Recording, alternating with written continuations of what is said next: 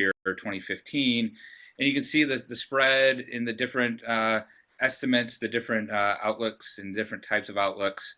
And then you see the one single line, the 2015 observed sea ice extent, 4.63 million square kilometers.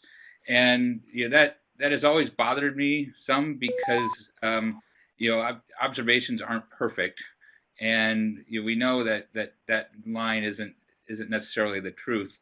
And so kind of what motivated me here was to try and kind of put some sort of error bar on these, because that really is what's it's really necessary to kind of assess these methods, and also kind of to give a sense of how the extent is changing over time, even in trends.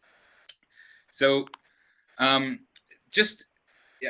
think this might be a review for a lot of people, so bear with me, but I just wanted to put this in just for people that may not be familiar with passive microwave sea ice estimates, which is what I work with primarily, and what has been primarily used for the long-term record of sea ice concentrations and extents, and what has been used by the Sea Ice Outlook for their evaluation and assessment of the outlook contributions. And so passive microwave, we're measuring the emitted energy in the microwave range from the surface, or from wherever it's being emitted, from sea ice primarily from the surface. And this is conveyed in units of brightness temperature, which is commonly abbreviated as TB, which is, is maybe a little confusing, but I'll use that again. But basically, it's just a measure of the energy of what the sensor is seeing. And then several algorithms have been developed at various places, including here at Goddard, to convert these brightness temperatures into sea ice concentration using combinations of sensor channels. And then extent is really kind of a simplified ice, no ice indicator, a binary indicator. And so you're just deciding whether a certain area, a certain grid cell is either covered by ice or not covered by ice at a certain threshold. And we typically use 15% as the concentration threshold. Any grid cell covered by more than 15% is considered ice covered. I'll talk a little bit more about that in a little bit, but that's basically for now. I'll leave that. And then I'm going to focus here on total extent. So again, kind of the motivation is looking at the total extent of the Arctic ice cover as contributed by the sea ice outlooks and comparing it with the observations. So kind of the sum of the total extent. And again, because I'm focusing here on the sea ice outlook, the sea ice index from NSIDC is what has been primarily used in that, which is based on the NASA team algorithm and the passive microwave SSMI and SSMIS sensors. And so that's kind of the baseline data that I'm going to be using. I'll show you a little bit other data as well, but primarily that. So estimating extent uncertainty, in a sense, it's kind of in some ways maybe surprising that I'm still discussing this. That these data records are decades long now, but it's still somewhat of a challenging problem. Concentration uncertainty and ice edge location in a given location can be assessed based primarily on case study comparisons with other imagery like visible or infrared or SAR, but you can't do that over the entire ice extent. You can perhaps try to extrapolate some of those statistics into that, but if you really want to get like a day-by-day ice extent uncertainty or month-by-month, that's pretty challenging to do because there just isn't a comparable comparison truth data set to look at. One approach to do this is to just look at different products, different sea ice extent products or sea ice concentration products, and intercompare them. And there was a really great paper by Ivanova et al. In 2014 that did just that with several different algorithms and in a very nice framework and a very nice way of showing that. And I'm going to show you an example of what I've done similarly last year as a contribution to the Sea Ice Outlook, looking at several different algorithms. And don't worry too much about the algorithms here, but each line there is a different daily ice extent as day by day from June 1st through the beginning of October. And when you look at these, you see there's a fair amount of spread in the data.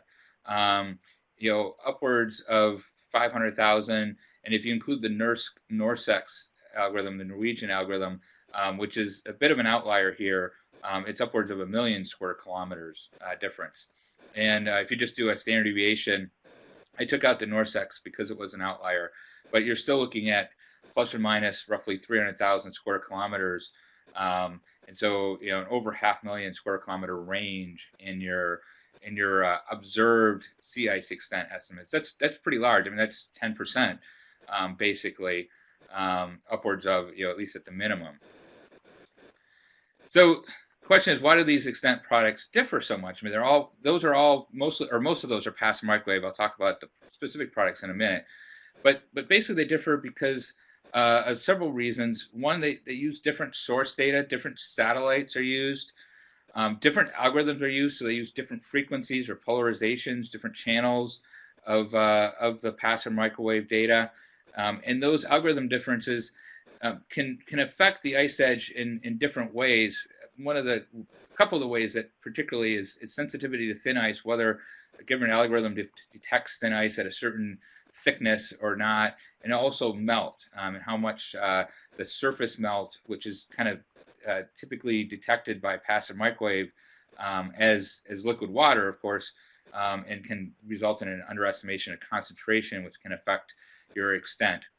There's also a lot of quality control methods that go into these things that filter out weather effects, heavy rain over the ocean and wind roughening over the ocean that can cause false ice retrievals. Also mixed land-ocean pixels along the coast. Those also can be removed, but there are different methods to do these, and they work differently and give you slightly different results. Even things like landmass, of course the land's the same everywhere, but how it's masked can be somewhat different. And then, as I mentioned before, the definition, just simply the definition of the ice edge, the 15% threshold. What exactly we use as the definition of the ice edge. Like I said, most people use 15%, but there are some that use different values. 30% is also not uncommon. But the main difference between these products, I would say, the largest contributor to the difference is really the spatial resolution of the sensors. And so if we look at the different products that I showed on the previous plot, the 5 different products there's a variety of spatial resolutions. And you have the Bremen ASI algorithm, which uses the AMSR 2 sensor, and that's gridded at 6.25 kilometers. The Goddard products and the NORSEX, the NORSEX algorithm are all 25 kilometer gridded products using the SSMIS. And then another product is MASE, which stands for Multi-Sensor Analyzed Sea Ice Extent, which is produced at the National Ice Center, the U.S. National Ice Center, and distributed by NSIDC. And that's an operational analyzed product that's kind of manually bringing together multiple images with human interpretation and essentially drawing an outline of the ice edge based on the interpretation of these images. And it's now at 1 kilometer resolution that this is produced at, although the effective resolution depends on the input data that's used. And so looking at the gridded data, another thing I think that's sometimes people may not be aware of, especially if you don't use passive microwave data much, but when we talk about gridded resolution, that's not necessarily the true resolution, because the true resolution is really what the sensor sees in the sensor field of view or the sensor footprint. And for example, for SSMIS, which is what's used in the Sea Ice Index at NSIDC, many other products, and really has been the backbone of the long-term time series going back to the 1970s, has a much larger footprint than 25 kilometers in actuality in some channels.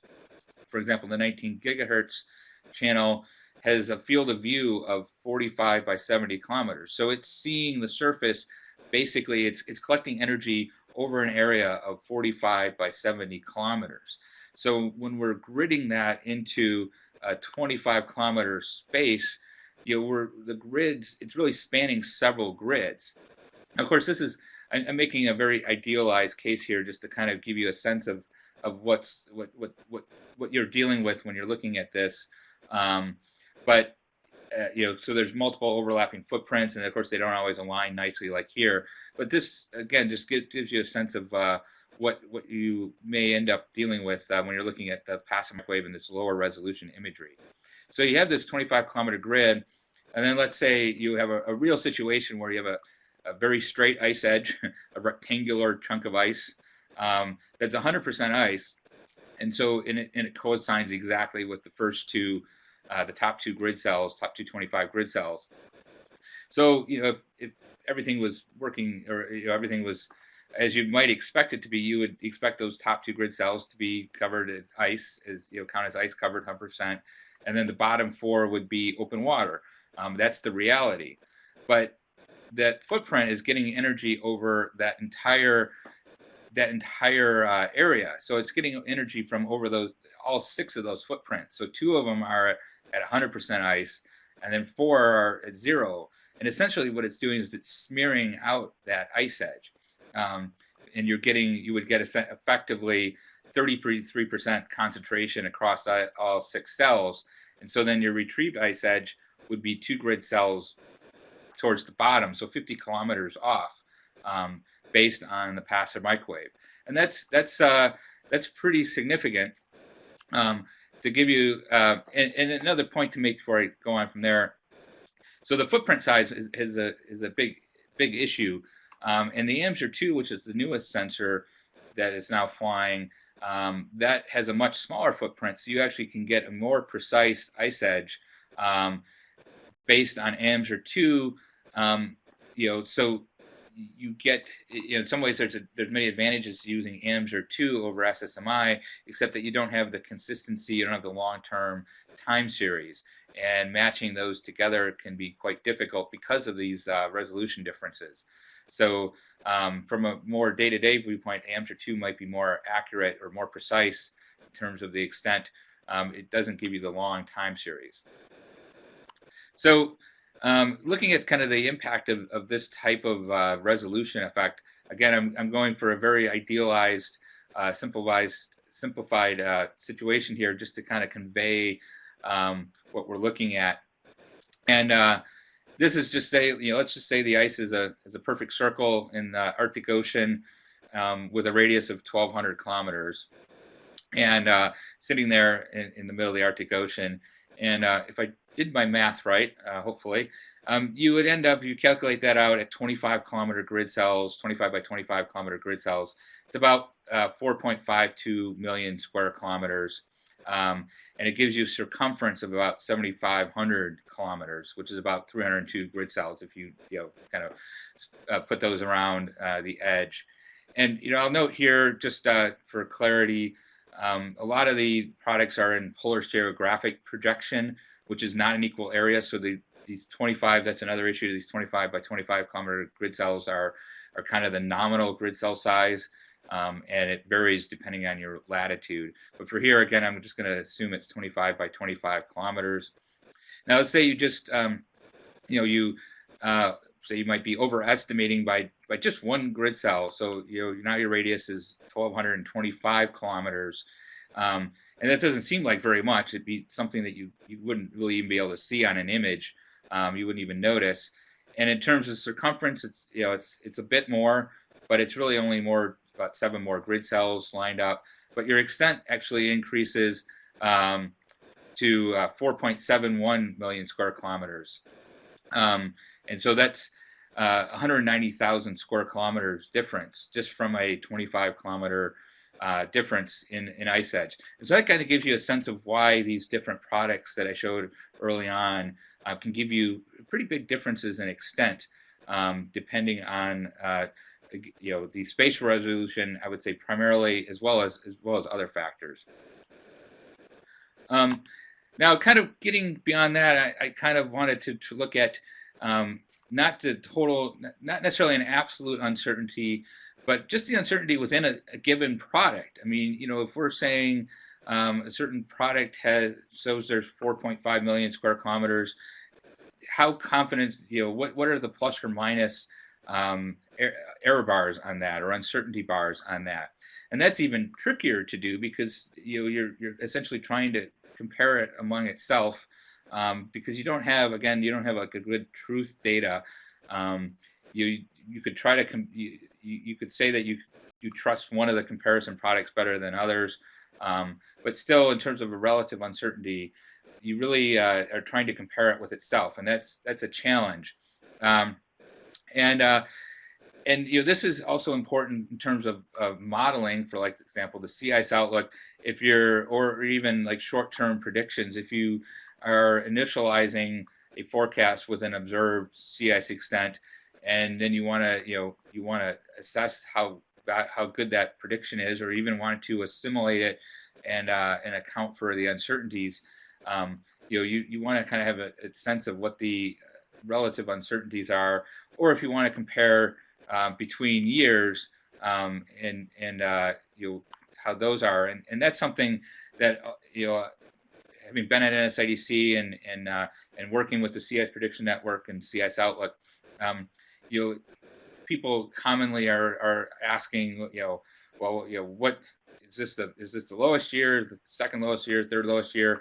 And in reality, these rankings are not all that important. For example, the last 10 years, it's all really low. We all have a significant trend. It doesn't really matter, and yet it's still something that I think is a legitimate question and that people are interested in, but we haven't had a real good sense of what exactly for example, the third ranked one is 4.34, the fourth is 4.43. That's 0.09 or 90,000 square kilometers. Are those significantly different? Are those, should we really say those are effectively tied for third? We don't really know. And so I kind of tried to think of ways to kind of assess the uncertainty, and I've kind of done this in somewhat of a qualitative sense in the past. So I've tried to make this a little more rigorous, although again, I'd say this is a really pretty basic approach here. But one way we can do it, well, there's 4 ways we could look at it, and I'll show each of these in turn very briefly. At NSIDC, there's a near real-time processing stream that is done every day and put out. But then there's also final processing that has some more QC, and I'll give you the details on that. And comparing those two can give us some sense of the uncertainty.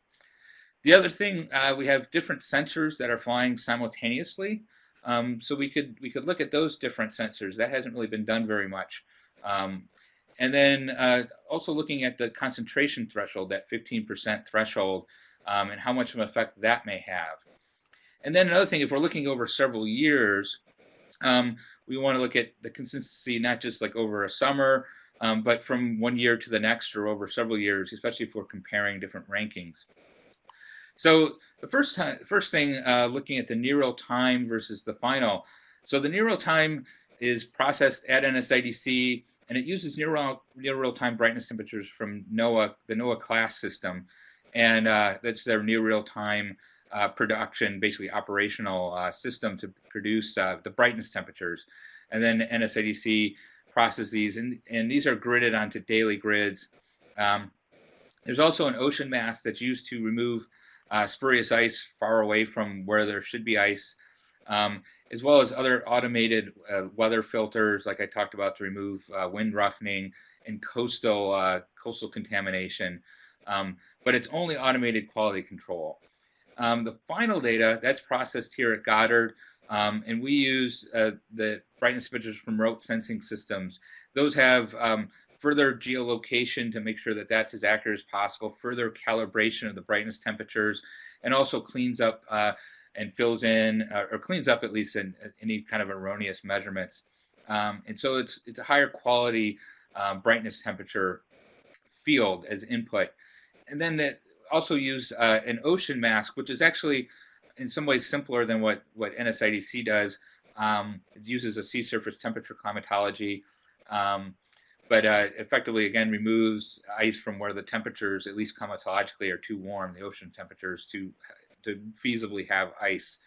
But then a final thing that I think is quite important is that there's a significant amount of manual quality control that's done to remove spurious data, um, in weather effects and other things that aren't caught. So these things are removed, and there's some subjectivity to that as well, and what is removed. But generally, we try to be quite conservative on that and remove only things that are clearly erroneous. But those are things that all make a difference between the near real time and the final data. So we can just compare these and see what the differences are between these.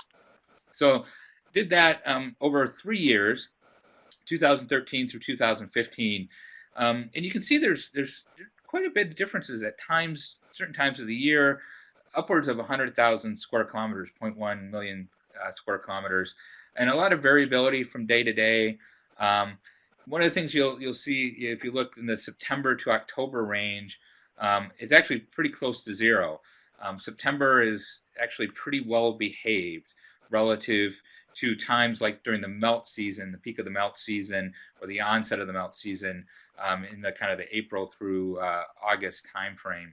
And so if you look at the statistics down there, the average differences, the bias between them, and then the standard deviation, you can see that things are quite a bit smaller in September than in other months of the year.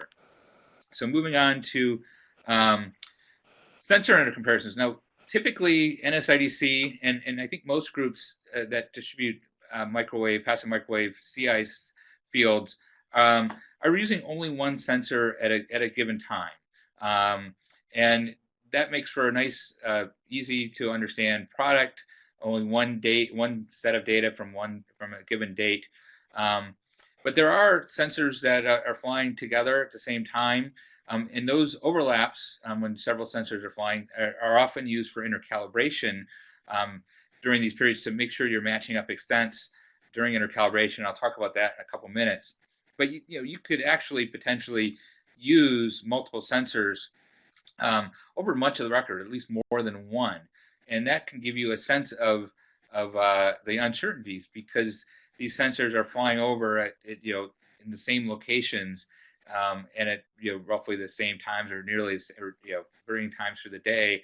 And so that you can use the fact that these are giving you kind of the same data, but from different sensors, and give you some sense of the uncertainty there. So NSIDC recently switched to using F15 or F18 because F17 started having some issues back in April. And so as a result of that, they've actually gone back and gotten historical data from F18 and F16, and started looking at that. And we here at Goddard are going to do we're going to do the in-depth to kind of the final calibration for F18. Right now, NSIDC is using it kind of as is, because it actually matches quite well with F17, as you'll see, although there's some disparities. But in theory, one could have been using F16 and F18 all along, the sensors on those satellites. So, one too many. So this is looking at differences between F16 and F17, and then F17 and F18 between beginning of March in 2015 and the end of February. And again, you see some variations there. So these seasonal variations, also differences between the sensors, and they can be fairly large at some times, particularly during the peak of the melt season. But again, in September, they're fairly small. And again, this is without intercalibration. So what's typically done is that these can be adjusted so that the bias, the average differences, can get pretty close to zero.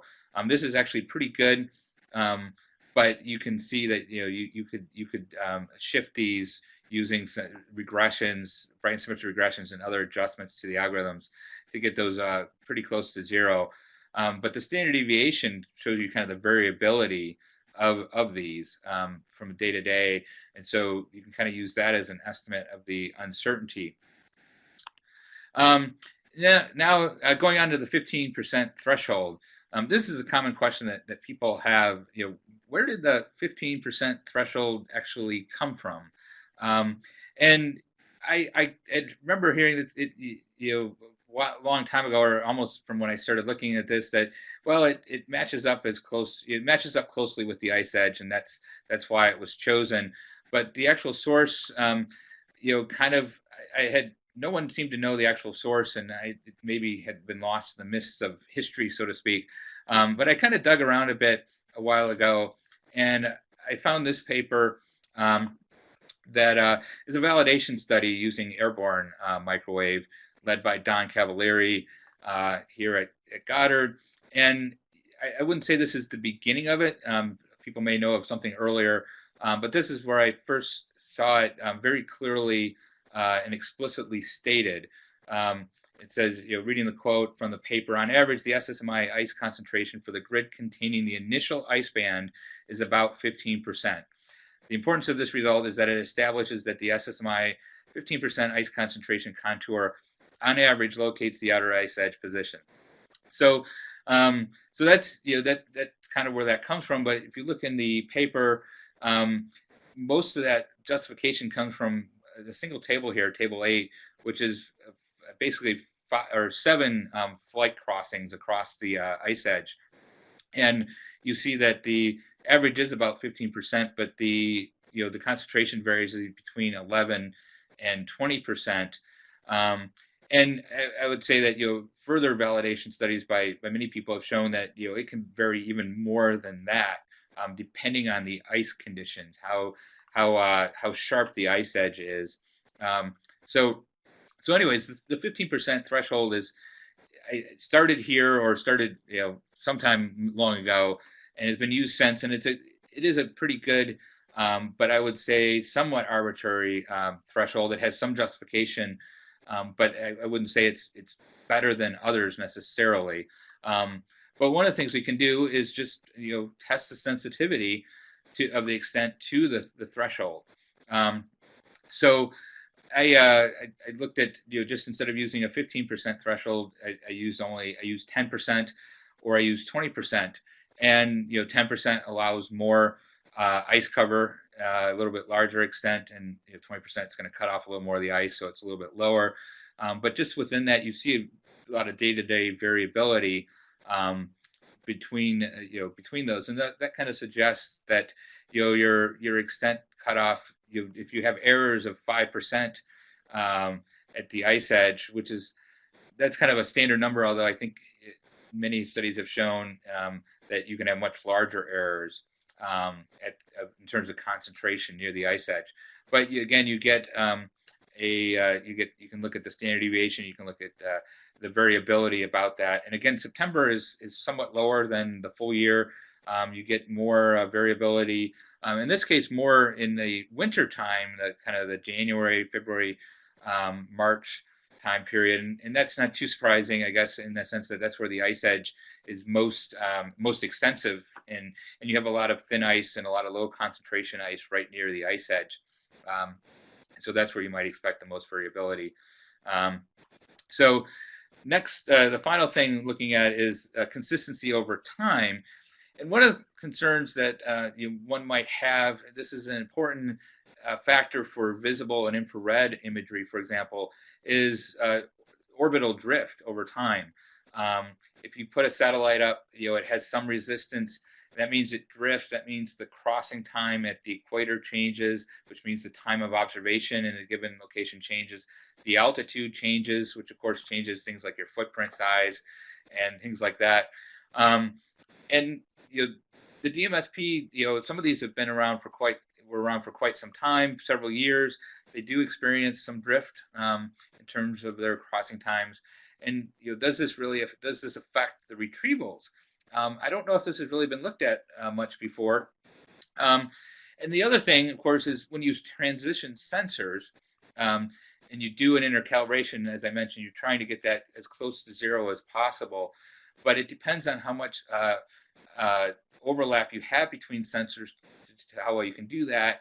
And then, of course, as I showed, there's variability over the course of the year. So where do you exactly try to match that up? And even, do you want to try and match up the extent, or do you want to look at the concentrations of the area? So there's a lot of questions there, and you can potentially introduce bias. And a paper that Ian Eisenman led indicated that there's definitely some bias in some of the earlier transitions for sure. So I wanted to look at this over a little bit more recent period. So one of the ways to do this was to look at and compare with AMSR-E sea ice extents. And AMSR-E is part of it's called the A-Train constellation. There are several satellites flying in line, basically, just minutes apart from each other, so they're crossing over. And to do that, you need to, everyone needs to stay in line, basically. And so they have to keep station, essentially, within the orbit. And they have fuel to do periodic burns to keep it within a certain criteria. So that means that the crossing times are constant and the altitude is constant. So if we see changes between the DMSP, between the SSMI, and the AMSR-E over time, that's an indication that maybe there's a drift and that's playing a role. And so plotting this out over the AMSR-E time period from June of 2002 to early October of 2011, so about 9 years, you see the blue is the day-by-day variation. And you can see there's quite a bit of bias between the AMSR-E and the SSMIS and SSMI. That's because AMSR-E has a smaller footprint, so you have the footprint issue. It's also a different algorithm, I'll note. But I'm using here just the AMSR-E bootstrap algorithm concentrations and extent here. It's just as a baseline to compare to see if I'm seeing a drift relative to that. And what you see if you look at the blue, you see this it's seasonal variability, which isn't too surprising. But over time, it doesn't look like there's much of a trend there.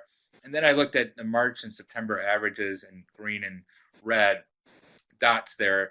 And again, I don't see much of a trend there. I kind of look at it, and maybe there's a slight downward trend in September, but then 2011, that may be just a kind of artifact of 2010 kind of sticking down there. Another thing that happened here is we had the F-13 to F-17 transition, and so I was also interested in seeing that. And again, that doesn't seem to have had much of an effect, that transition. Now, as I said, I think earlier transitions did, but with F-13 and F-17, there was a full year of overlap, and so we were able to, I think, do a more thorough and I think a more robust intercalibration there.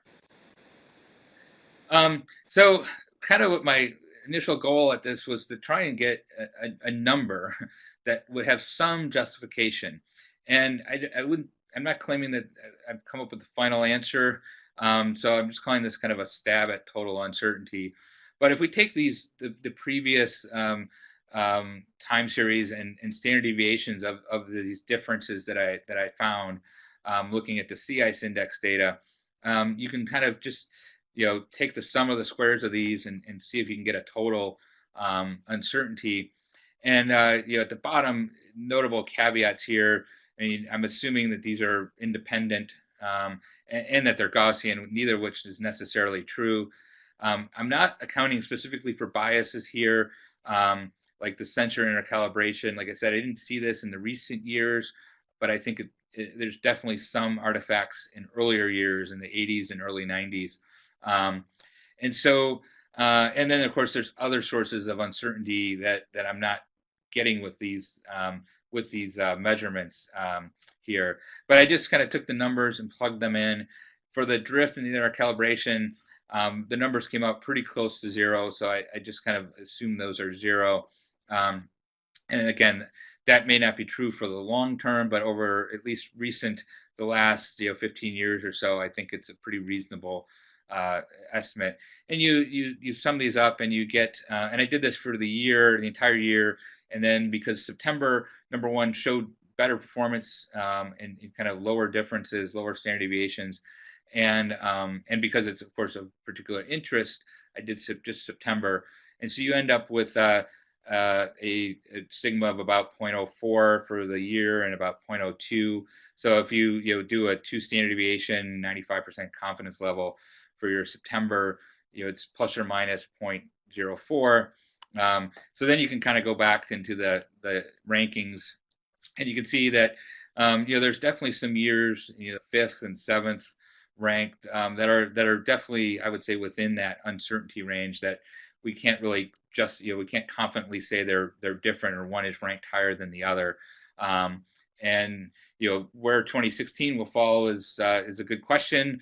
Obviously, that's being watched, but that's something we could take into account as we look at these in terms of the NSIDC rankings and whether it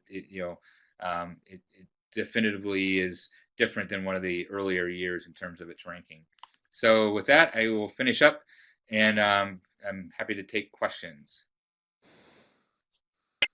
Thank you, Walt. That was a great presentation. I hope folks will begin to use the Q&A section of the panel, and I see one that has come in here, so I'm copying and typing it here. And Walt, the first question is there value in providing data from more than one sensor? So yeah, I referenced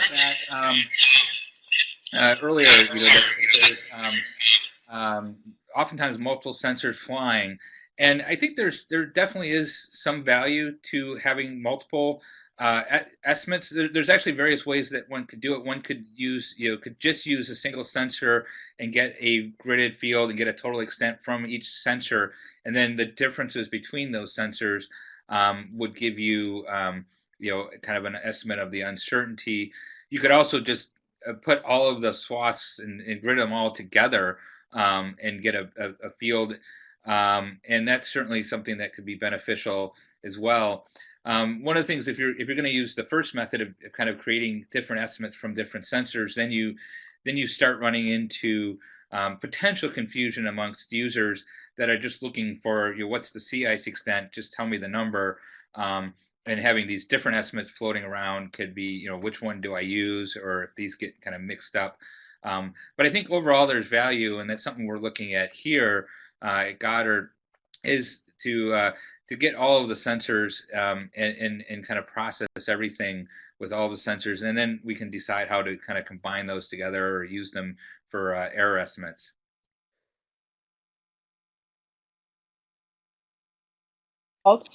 As a reminder, for those that have questions asked, I've moved this green arrow down here to remind you that this is the Q&A panel below the green arrow where you can type your questions. Let's see, I think we have another question that that has come in, and that is, I'll type it here, and that is, what about the Antarctic? So yeah, so here I focused on the Arctic because it's it's of most interest, at least at the moment, for the sea ice outlook, and it's what people kind of watch closely, especially at this time of year. But the same approach can certainly be done in the Antarctic. I plan to look at that. I think the errors will be larger there. The uncertainties will be larger. That's because of the Antarctic sea ice being kind of more dispersed, the ice edge being less well defined, oftentimes, particularly during the winter maximum, and also at the winter maximum, just the fact that the ice edge is much more expansive. The circumference of the ice edge is much larger, and so smaller differences potentially have a bigger impact on your total extent uncertainty.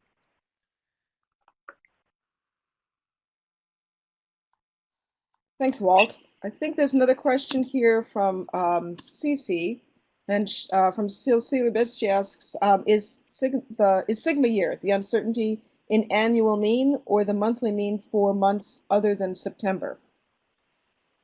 So that's annual mean, so that's all months, including September, and then I just did September, yeah.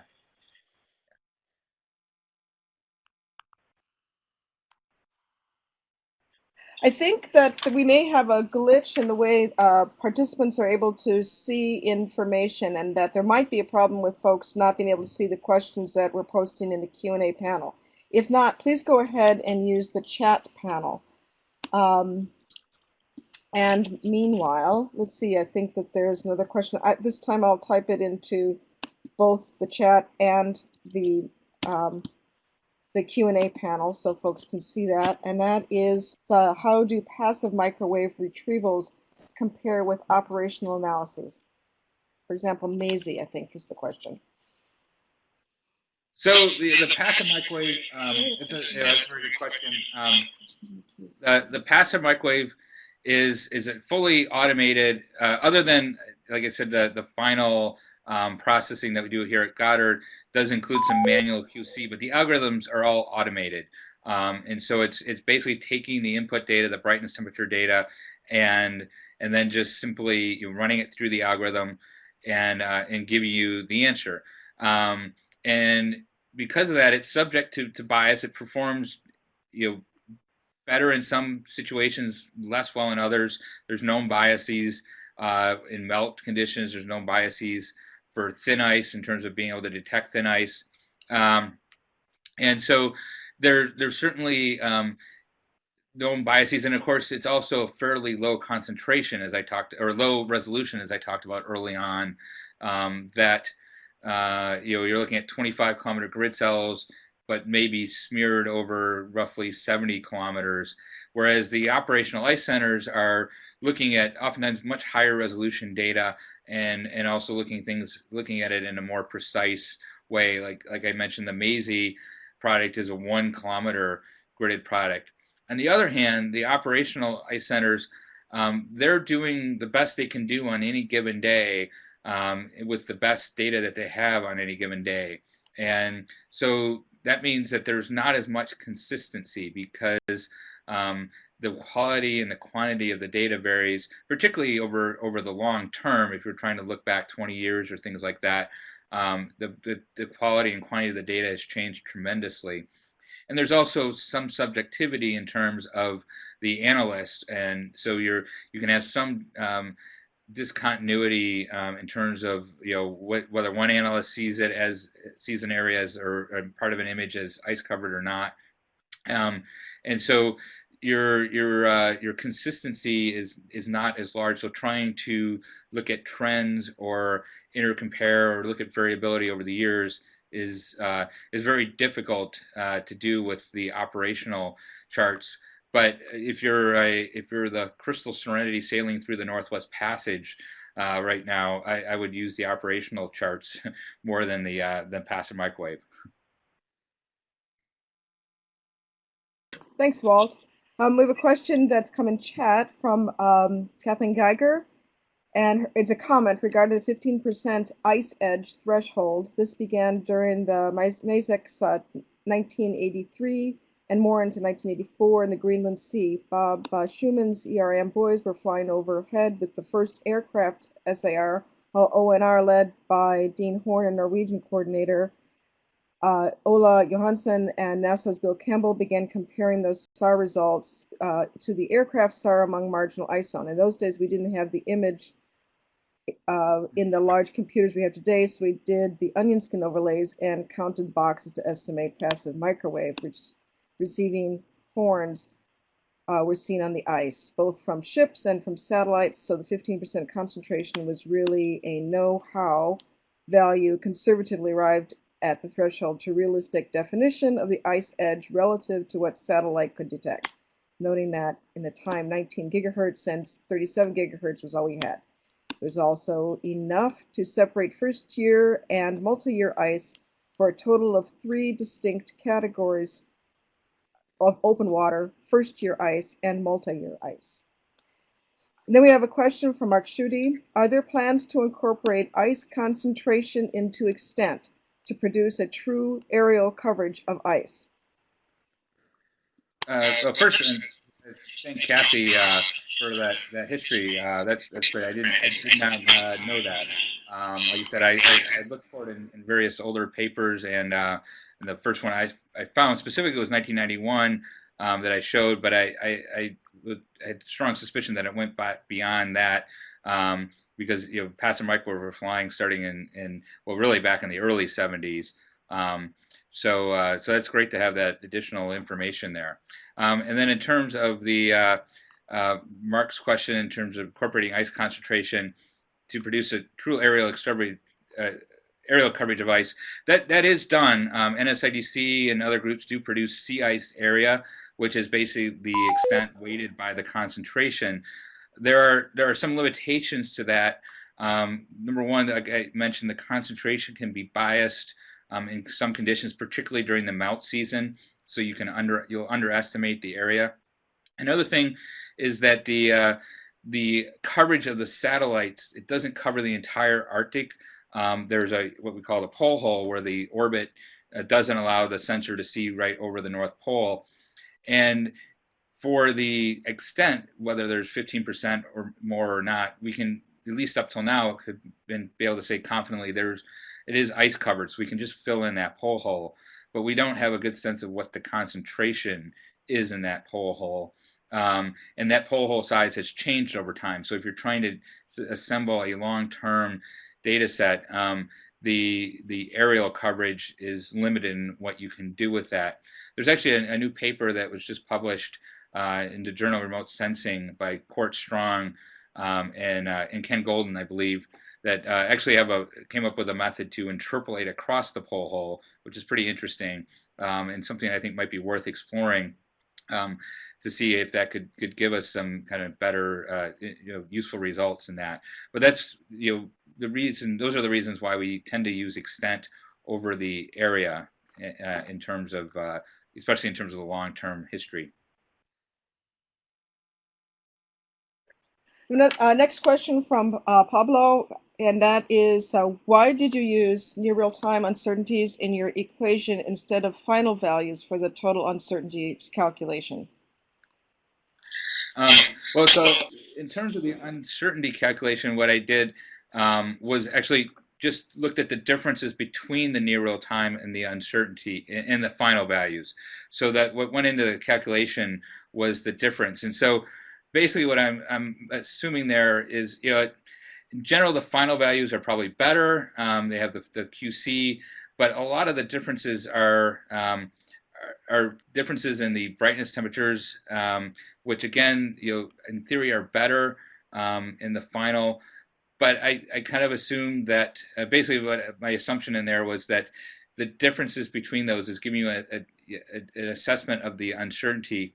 And one of the things, just from a practical standpoint, NSIDC, when it's reporting its values in a given time, and when they're going into the sea ice outlook, those are all near real-time values. And those are changed later when the final data comes in. So those near real-time values are preliminary, and there's a variability about that.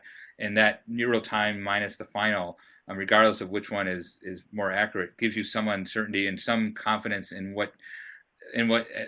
how much confidence you have in the near real time and how much it might change when the final data comes in. Thanks.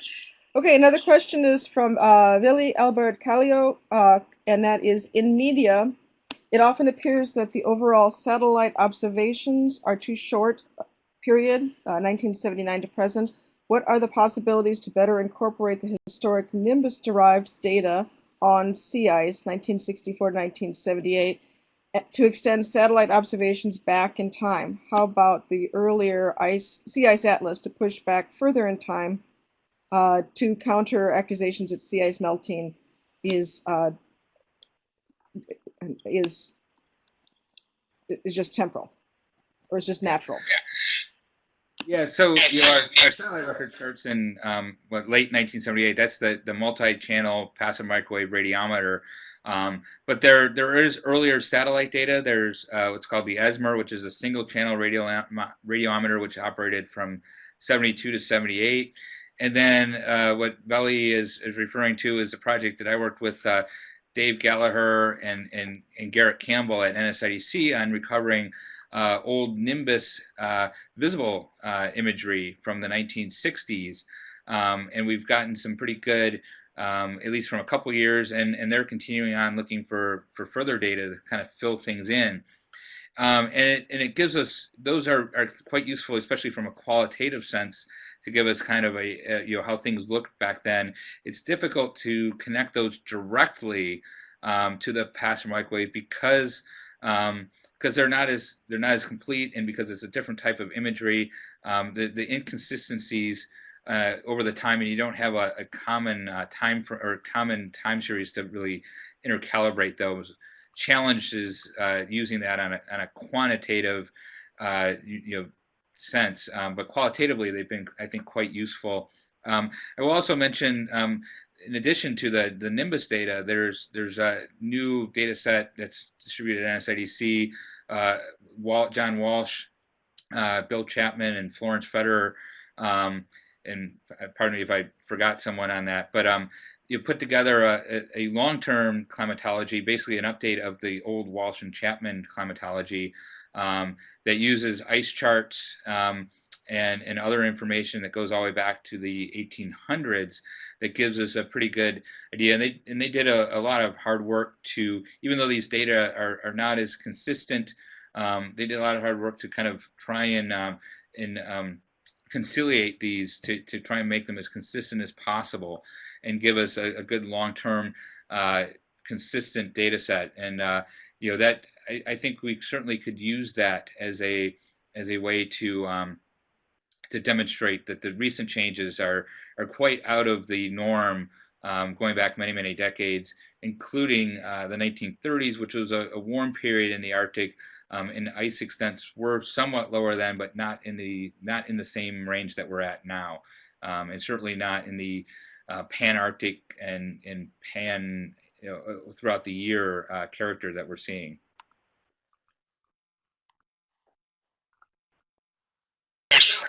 Okay, thank you. And going back, there's a question from Nico-san. How many orbits does it take to get complete coverage of the Arctic, or what is the time difference between the first measurement and the last measurement of a day? So the satellite is in a sun synchronous orbit, and it crosses. It's basically about 14 or 15 orbits per day.